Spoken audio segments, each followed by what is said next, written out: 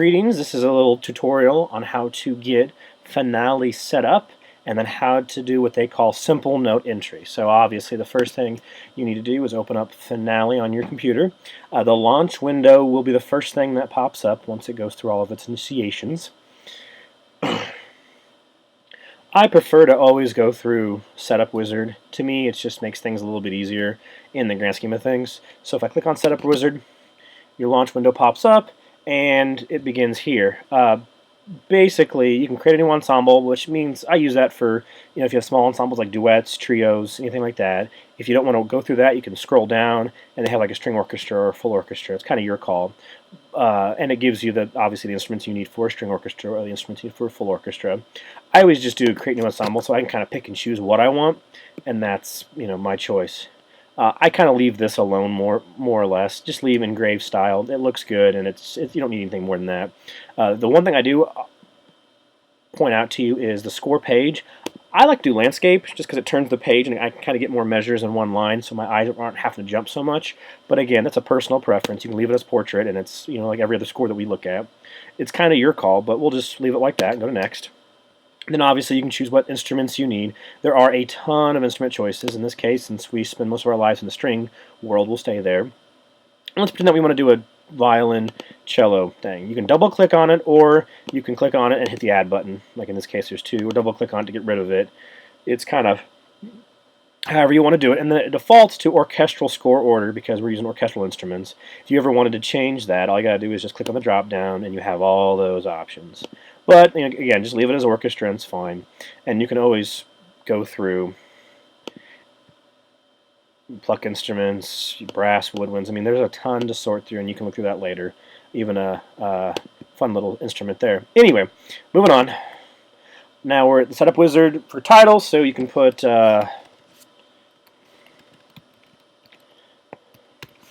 let's duet, subtitle. That's for like if you have first movement, second movement, something else besides just the dominating title.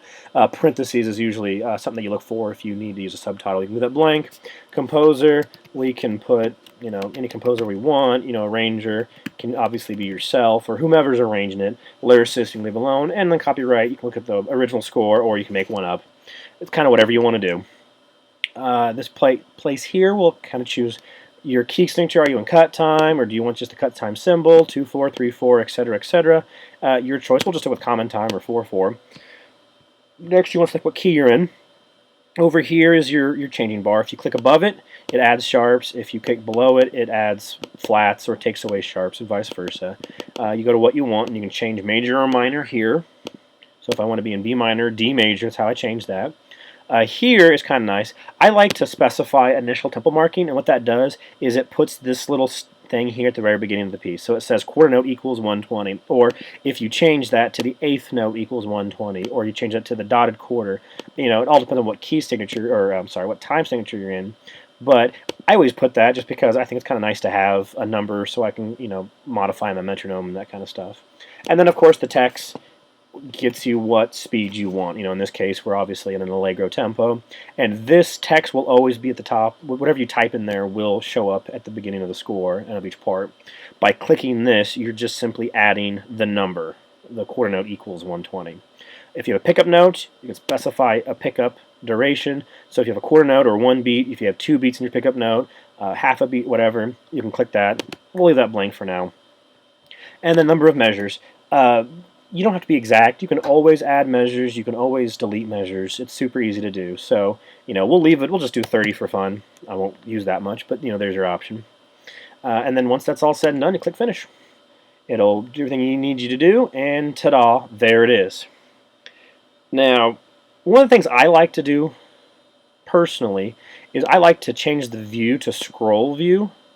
By changing to scroll view, it just gives you one long line of music to go through, and to me it makes it easier for me to input notes. Again, you don't have to. You go to view up here in the top and click back on page view, and it goes back to the way it was. Again, view, scroll view, that's what I like to use. You don't have to.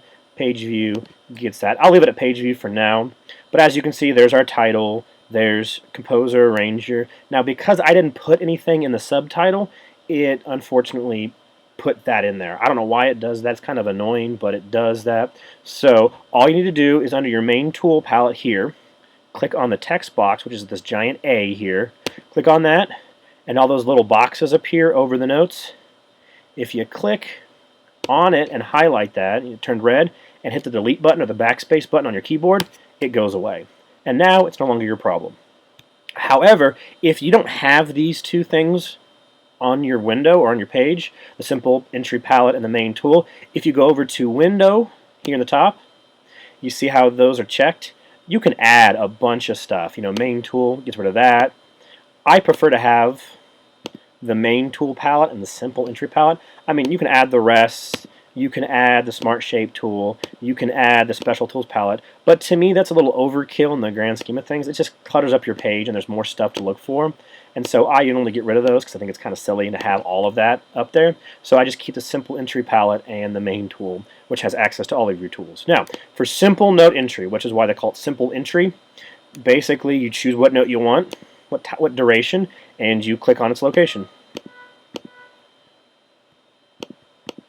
And notice that because I didn't add the fourth beat in there before going to another measure or a different location, it added a rest there, which is fine. If you just go over the rest and click, it'll substitute it with the rest. It'll substitute the rest with the note, and then you just kind of go what you got to do. Now, if you ever want any of these notes to be a rest, you know, maybe you want an eighth rest there, click on the note, and then if you just press the R button on your keyboard, it turns it to a rest. And there you go. It's kind of a handy thing to do. I mean, you can use the simple rest palette if you want, but I find just simply using this and pressing the R button to change it to a rest is about 1,000 times easier.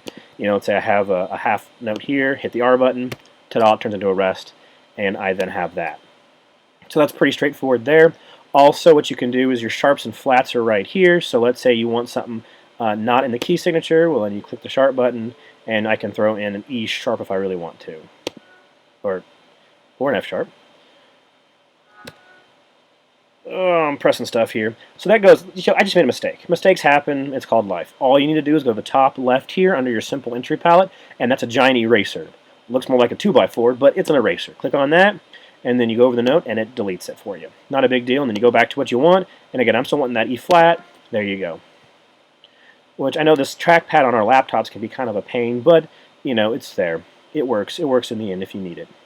So an E sharp there. Maybe I don't want a sharp anymore. Maybe I want a flat instead. I can click on, you know, a G flat, for example. You can use natural signs, obviously, if you want to naturalize, you know, a G sharp idea. And then, of course, there is our dot. So if you want like a dotted quarter note, a dotted eighth note, a dotted 8/16 rhythm, or whatever, you're going to use that particular tool. So for example, let's say we want to do the dotted 8/16 rhythm. So here's my dotted eighth note, excuse me. So I click on that, and then I go over here, and you have to declick that. I click on the 16th note, and I get my note. That's the thing, is make sure that whenever you click up here, you declick it for the next note, because if you keep that on there, it'll give a dot to every note it can, or that'll give a sharp to every note or a flat to every note. So just make sure you have that clicked like you need it, or else it's going to be crazy. Let's say I want to add a dotted quarter note to that measure. If I click on it, it won't let me because I've exceeded the maximum amount of notes or beats in that measure. So I got to make sure I declick the dot, and boom, I can have those notes there pretty easily. Last tool I'm going to show you in this video is going to be your tie tool. Now, be careful. That's for tying, not for slurring. There's a different tool for slurs, but this is for tying. Click on that, and you can then tie till your heart's content. So, for example, you want to tie across the bar line. Maybe I have a whole note that I want to tie to a half note. So I click on my whole note, click on my tie tool, click on that, and it obviously goes over. Now make sure, unless you want to continue tying, you need to declick that. So that way, it doesn't tie the next note over. If you leave it on, like I'll show you, maybe I want to tie another 2 beats or something. Let's tie here. Oops, that rest is in the way. There we go. Let's say I accidentally leave that clicked and click on another D. Then, my trackpad's being sensitive today for some reason. and I don't like it. Anyway, um,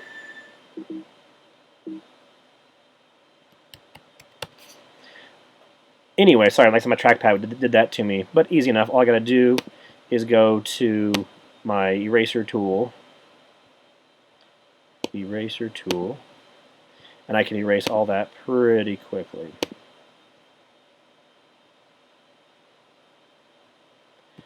And there you go. So that's the basis. Just make sure you declick what you're not using up there. If it clicks at you, it's probably because you have exceeded the maximum number of beats in a measure. So make sure you delete rests or notes that cause you issues. And again, that eraser tool is your friend, so I recommend using that. Anyway, I hope this helps, and have a good day.